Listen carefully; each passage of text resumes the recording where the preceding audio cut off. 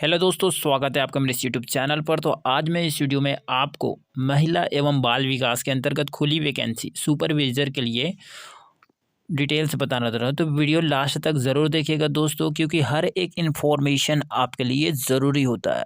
तो चलिए दोस्तों, टाइम वेस्ट ना करते हुए वीडियो स्टार्ट करते हैं। तो सबसे पहले इसकी जो पद का नाम है वो बता देता हूँ, पर्यवेक्षक, ठीक है, अर्थात सुपरवाइजर के रिक्त पद, ठीक है। इसमें दो है, एक खुली सीधी भर्ती और दूसरा परिसीमित सीधी भर्ती, ठीक है। बात करते हैं इसकी जो पदों की जो संख्या है वो 200 पद है दोस्तों, ठीक है। जैसे कि आप देख सकते हैं, महिला एवं बाल विकास विभाग के अंतर्गत जो सुपरवाइजर को रिक्त जो 200 पदों पर जो नियुक्ति के लिए चयन हेतु प्रतियोगी परीक्षा आयोजित की जाएगी, ठीक है। आप जैसे कि सामने ही दिख रहा है।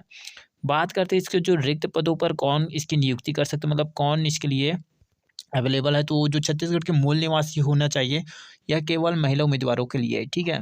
तो इसकी जो ऑनलाइन आवेदन पत्र छत्तीसगढ़ व्यावसायिक परीक्षा मंडल रायपुर की वेबसाइट पर आपको मिल जाएंगे, ठीक है, आमंत्रित किए जाते हैं। बात करते हैं इस जो वैकेंसी है उसकी ऑनलाइन आवेदन करने की जो प्रारंभिक तिथि है वो 3/12/2021 यानी कि शुक्रवार को, ठीक है, 3 दिसंबर 2021 को यह स्टार्ट होगा तथा इसका लास्ट डेट जो होगा वो 30/12/2021 के रात के 11:59 तक रहेगा, ठीक है दोस्तों। इसी बीच आपको फॉर्म फिलअप कर लेना है, ठीक है।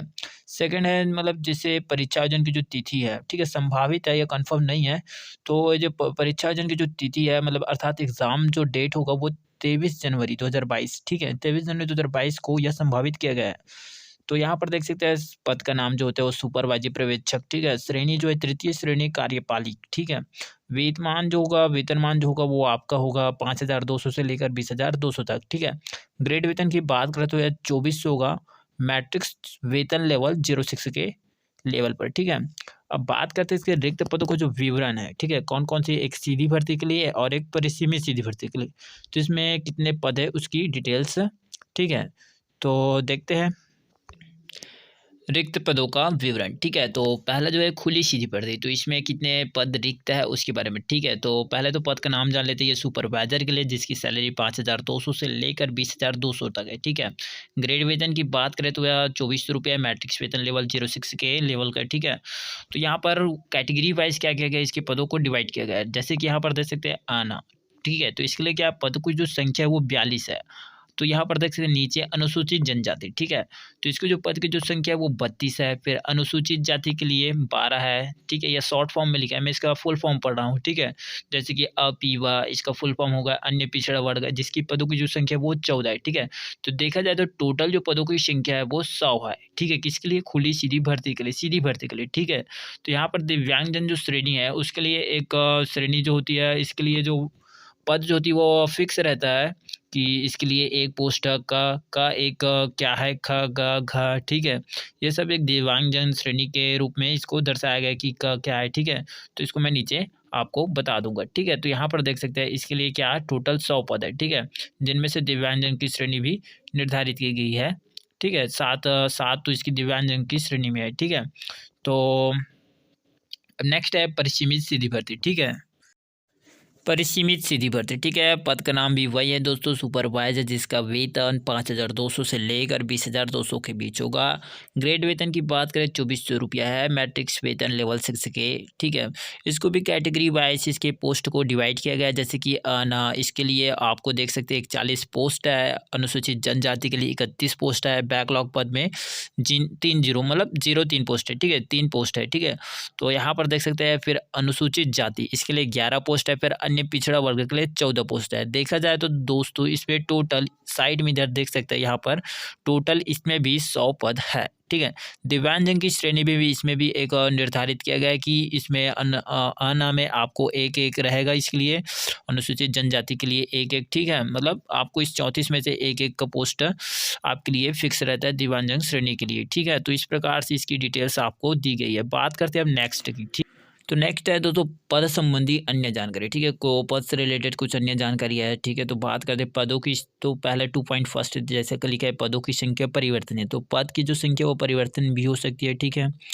खुली सीधी भर्ती एवं परिसीमित सीधी भर्ती, खुली के लिए छत्तीसगढ़ व्यावसायिक परीक्षा मंडल जारी प्रावीण्य सूची या चयन सूची जारी, ठीक है, तिथि से 1 वर्ष के लिए मान्य होगा। यदि इस अवधि में वित्त विभाग द्वारा परीक्षा के 200 पद के अतिरिक्त भर्ती के लिए अनुमति दी जाती है, अनुमति दी गई पदों की संख्या प्रावीण्य सूची या फिर जो चयन सूची से नियमानुसार पर्यवेक्षकों की पदपूर्ति की कार्यवाही मान्य अवधि तक की जा सकेगी। तो इसका मतलब यह है दोस्तों, जैसे कि आपका सिलेक्शन हो जाता है मेरिट लिस्ट के आधार पर, तो वह जो लिस्ट जो तैयार होगा वो केवल 1 वर्ष के लिए होगा। और या यदि इसी बीच आपको क्या कहते हैं वित्त विभाग द्वारा सुपरवाइजर के 200 पदों की अतिरिक्त पदों के लिए भर्ती की अनुमति दी जाती है, तो उस अनुमति के आधार पर क्या होगा, आपका जो मेरिट सिलेक्शन हुआ है, चयन सूची में सिलेक्शन हुआ है, तो उस वक्त आपकी मतलब पद क्या हो जाएगी, सिलेक्शन हो जाएगा, मतलब आप जॉब पर जा सकते हैं। लेकिन 1 वर्ष के बाद यदि अनुमति भी नहीं मिली तो आप इस पोस्ट के लिए फिर से अप्लाई करेंगे, ठीक है। यही इसमें सेकंड पॉइंट में बताया गया है। तीसरा है दोस्तों 2.3 में खुली सीधी भर्ती एवं परिसीमित सीधी भर्ती के प्रवीण सूची के आधार पर नियमानुसार चयन की कार्यवाही की जाएगा, ठीक है। तो इसमें जो जो सिलेक्शन होगा वो मेरिट के आधार पर, प्रवीण सूची के आधार पर क्या होगा, नियम के अनुसार कार्यवाही करके आपका सिलेक्शन किया जाएगा, ठीक है। अब 2.4 जो है परिसीमित सीधी भर्ती केवल विभाग अंतर्गत राज्य में, जो विभाग के अंतर्गत जो राज्य है छत्तीसगढ़, ठीक है, परिसीमित सीधी भर्ती केवल विभाग अंतर्गत राज्य में 10 वर्ष से सतत कार्य जो लगातार कार्य कर रहा है, किसमें, आंगनबाड़ी कार्यकर्ताओं के लिए, ठीक है। जो परिसीमित है, ये खुली सीधी भर्ती नहीं है दोस्तों, ये परिसीमित सीधी भर्ती के लिए है, ठीक है। ये परिसीमित सीधी भर्ती के लिए जो 10 वर्ष से क्या कर रहा है, आंगनबाड़ी में कार्य कर रहा है, उसके लिए है, ठीक है। तो बाकी जो डिटेल्स आपको नीचे में देख सकते हैं, इसको पढ़ना है तो पढ़ लीजिएगा, ठीक है। तो आप बढ़ते हैं अगली नेक्स्ट में। तो नेक्स्ट है दोस्तों, तो नेक्स्ट है पात्रता की शर्तें कि आप इस जॉब के लिए एलिजिबल हो या नहीं, ठीक है। तो इसके लिए कौन कौन सी शर्तें हैं, खुली सीधी भर्ती के अभ्यर्थियों के लिए आवश्यक शैक्षणिक अर्हताएं, ठीक है।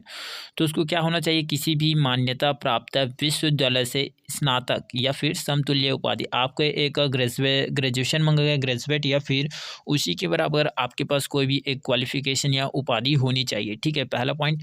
सेकेंड जो होगा उसकी जो शर्तें हैं देख लेते हैं, ठीक है। तो निर्धारित शैक्षणिक अर्हता आवेदन पत्र भरने की अंतिम तिथि को अवश्य होना चाहिए, ठीक है। आपकी जो जो स्नातक जो भी आपके पास जो शैक्षणिक जो भी डॉक्यूमेंट्स है, ठीक है, उसकी जो अंतिम तिथि का अवश्य होना चाहिए। कद आवेदन पत्र भरने की आपके पास जो भी क्वालिफिकेशन है वो अंतिम तिथि के भरने के लिए, मतलब देख सकते हैं यहाँ पर नीचे ज़्यादा समझ आएगा, उसको पढ़ता हूँ। यदि कोई उम्मीदवार इस वर्ष की स्नातक की परीक्षा में बैठा है, ठीक है, और आवेदन भरने की अंतिम तिथि तक उसके पास स्नातक परीक्षा उत्तीर्ण करने का प्रमाण पत्र उपलब्ध नहीं है, तो वह चयन हेतु आयोजित प्रतियोगी परीक्षा में बैठने के लिए पात्र नहीं होगा, ठीक है। इसमें वही बोल रहा है दोस्तों, यदि आपने क्या किया है, परीक्षा में बैठ तो चुके हो, आपने एग्ज़ाम भी दिला चुके हो, लेकिन आपका रिजल्ट आया नहीं, आपके पास मार्कशीट है ही नहीं, ठीक है, तो आप फॉर्म इसमें अप्लाई नहीं कर सकते, ठीक है। इसी के बारे में इसमें बताया गया है, ठीक है। तो 3.2 देखते हैं इसके, परिसीमित सीधी भर्ती के अभ्यर्थियों के लिए जो शैक्षणिक एवं अनुभव संबंधी अर्हताएं, ठीक है। मीन्स आपकी क्वालिफिकेशन 10+2 पद्धति 12वीं कक्षा उत्तीर्ण होना चाहिए या फिर हायर सेकेंडरी परीक्षा उत्तीर्ण होना चाहिए, इसके लिए परिसीमित सीधी भर्ती के लिए, ठीक है। तो आगे देख सकते हैं निर्धारित शैक्षणिक अर्हता, मतलब आपके पास जो अंतिम दिनांक का अवश्य होना चाहिए, अर्थात इस वर्ष की हायर सेकेंडरी आवेदन भरने की अंतिम तिथि तक उसके पर हायर सेकेंडरी आयोजित प्रतियोगी परीक्षा में बैठने के पात्र नहीं होगा। आपका रिजल्ट आ चुका है लेकिन आपके पास मार्कशीट है ही नहीं, तो आप इस एग्ज़ाम के लिए बैठने के लिए पात्र नहीं होंगे, ठीक है। और नेक्स्ट है 01 मतलब 1 जनवरी 2021 को आंगनबाड़ी कार्यकर्ता के पद पर न्यूनतम 10 वर्ष तक की सतत सेवा छत्तीसगढ़ राज्य के किसी शासकीय आंगनबाड़ी केंद्र, ठीक है, में पूर्ण करते हुए चयन उपरांत अभिलेखों के सत्यापन के दौरान भी कार्यरत हो। बोलत क्या बोल क्या रहा है इसमें कि 1 जनवरी 2021 तक आप क्या होंगे, न्यूनतम 10 वर्ष तक आप लगातार किसी भी शासकीय आंगनबाड़ी केंद्र में क्या हो, आप एक कार्यरत के रूप में कार्य कर चुके हो और आपका एक सत्यापन भी चाहिए इसके लिए, ठीक है। इसमें यही बात की गई है दोस्तों कि आपके पास 1 जनवरी 2021 तक क्या होना चाहिए, 10 वर्ष का एक सेवा होना चाहिए, ठीक है, कि आपने इस स्कूल में या इस आंगनबाड़ी में क्या किया है, आपने काम किया है, ठीक है। तो इसकी एक सत्यापन भी आपके पास होना ज़रूरी है, ठीक है। यदि आपको समझ नहीं आता है तो इसको अच्छे से पॉज करके पढ़ लीजिएगा दोस्तों, ठीक है। तो बढ़ते हैं नेक्स्ट की ओर। तो आयु सीमा के अंतर्गत आपको देखते हैं कि इसमें लिमिट क्या है आयु सीमा की, चलिए ठीक है। बात करते हैं आयु सीमा की कि जो उम्मीदवार होंगे उसकी न्यूनतम आयु सीमा 18 वर्ष होगी और अधिकतम आयु सीमा 40 वर्ष रहेगी, ठीक है। अन्य विशेष वर्ग जैसे कि छत्तीसगढ़ शासन सामान्य प्रशासन विभाग द्वारा अभ्यर्थियों की आयु के संबंध में जारी निर्देशों के अनुरूप अनुसूचित जाति, अनुसूचित जनजाति, पिछड़ा वर्ग, महिला आदि विभिन्न संवर्गों के लिए अधिकतम आयु में जो छूट है वे छूट तो रहेगी, लेकिन इन सभी छूट के बावजूद भी उस उम्मीदवार की आयु 45 वर्ष से अधिक होगी तो वह इस आवेदन के लिए पात्र नहीं होगा, ठीक है। तो यहाँ पर छोटी सी टिप देख सकते हैं। आयु की जो गणना होगी वो परीक्षा की तिथि के ठीक आगामी वर्ष के 1 जनवरी से की जाएगी, 1/1/2022 से की जाएगी, ठीक है। तो चलिए बढ़ते हैं अगली ओर। नेक्स्ट है दोस्तों चयन प्रक्रिया, सिलेक्शन का प्रोसेस कैसा रहेगा, ठीक है। तो सिलेक्शन हेतु छत्तीसगढ़ व्यावसायिक परीक्षा मंडल रायपुर द्वारा लिखित प्रतियोगी चयन परीक्षा का आयोजन किया जाएगा। इसमें आपको लिखित मतलब एक परीक्षा का आयोजन किया जाएगा। जो खुली सीधी भर्ती और परिसीमित सीधी भर्ती के दोनों जो प्रश्न होंगे वो अलग अलग होंगे, ठीक है। यहाँ पर खुली सीधी भर्ती हेतु आयोजित प्रतियोगी चयन परीक्षा जो होगा वो 200 अंक होगा, समय 3 घंटे होगा, तथा परिसीमित सीधी भर्ती प्रतियोगी चयन परीक्षा भी इसका भी 200 अंक का रहेगा और समय 3 घंटे का होगा। दोनों ही प्रतियोगी परीक्षा में सभी प्रश्न जो होंगे वो वस्तुनिष्ठ होंगे, ठीक है। 200 अंक होगा, दोनों एग्जाम 3 घंटे का समय होगा तथा वस्तुनिष्ठ प्रश्न आएंगे, ठीक है। नेक्स्ट है प्रतियोगी चयन परीक्षा 2 पाली में निर्धारित होगी, ठीक है। परीक्षा केंद्रों पर आयोजित की जाएगी, 2 पाली में निर्धारित की जाएगी आपके एग्जाम सेंटर पर, ठीक है। तो यहाँ पर जो सुपरवाइजरी पद पर जो चयन आयोजित लिखित परीक्षा के परिणाम के प्राप्तांकों का मेरिट लिस्ट के आधार पर होगा। आपने एग्जाम जब दिलाया तो उसका एक मेरिट लिस्ट तैयार होगा, उसके आधार पर आपका सिलेक्शन होगा। योग्य उम्मीदवारों की श्रेणीवार वर्ग या प्रवीण सूची के आधार पर नियुक्ति आदेश जारी किए जाएंगे। उपरोक्त मेरिट सूची जारी होने के दिनांक से अधिकतम 1 वर्ष के लिए वैध रहेगी, ठीक है। यहाँ पर इस नोटिफिकेशन को अच्छे से पढ़ लीजिएगा। नेक्स्ट है खुली सीधी भर्ती एवं परिसीमित सीधी भर्ती की जो मेरिट सूची होगी वो अलग अलग तैयार की जाएगी, ठीक है।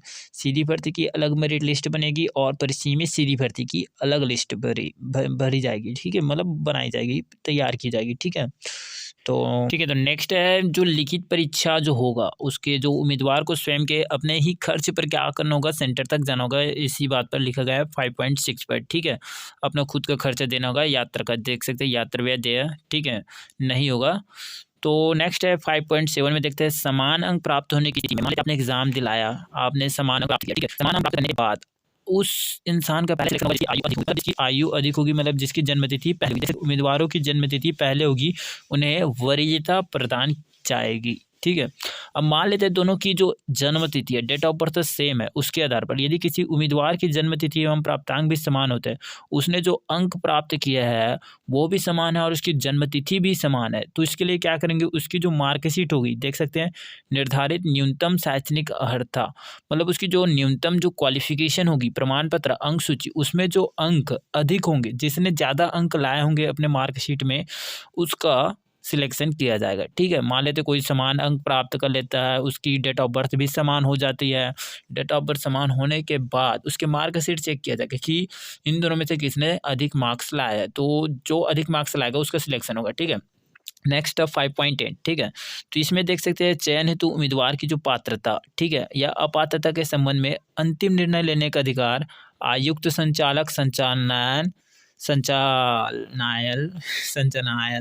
ठीक है, महिला एवं बाल विकास, इंद्रावती भवन, अटल नगर, रायपुर का होगा, ठीक है।